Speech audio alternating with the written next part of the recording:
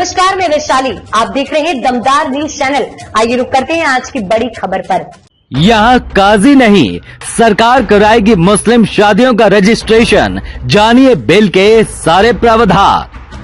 असम के मुख्यमंत्री हेमंत बिस्वा ने कहा, सरकार मानसून सत्र की शुरुआत के पहले दिन विधानसभा में एक ऐसा विधेयक पेश कर रही है जिसमें मुस्लिम पर्सनल लॉ के कुछ प्रावधानों को रद्द कर दिया जाएगा।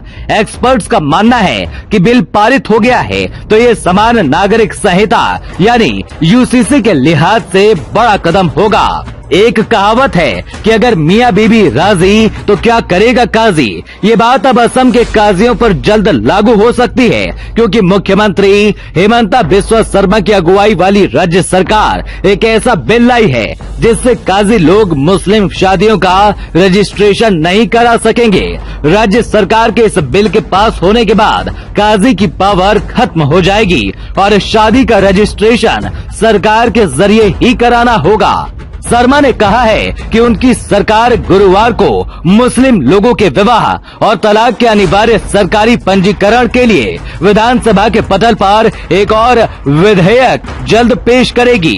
असम कैबिनेट की बैठक के बाद हेमंत ने कहा, सरकार आगामी सत्र के दौरान असम मुस्लिम विवाह अनिवार्य पंजीकरण और तलाक विधेयक 2024 पेश करेगी।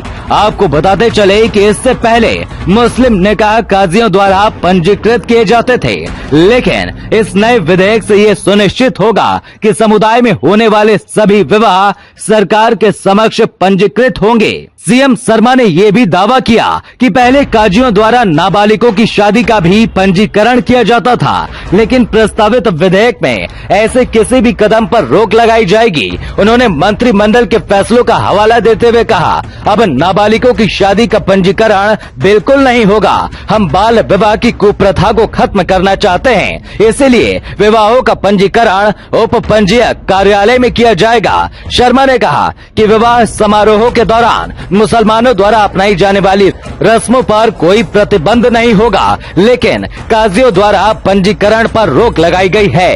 अब इस बिल के प्रमुख प्रावधान की बात करें तो अब राज्य में हर मुस्लिम शादी का रिकॉर्ड सरकार के पास होगा। निकाह और तलाक दोनों सरकार के इस नए नियम कायदे के हिसाब से रजिस्ट्रेशन के तहत होगा।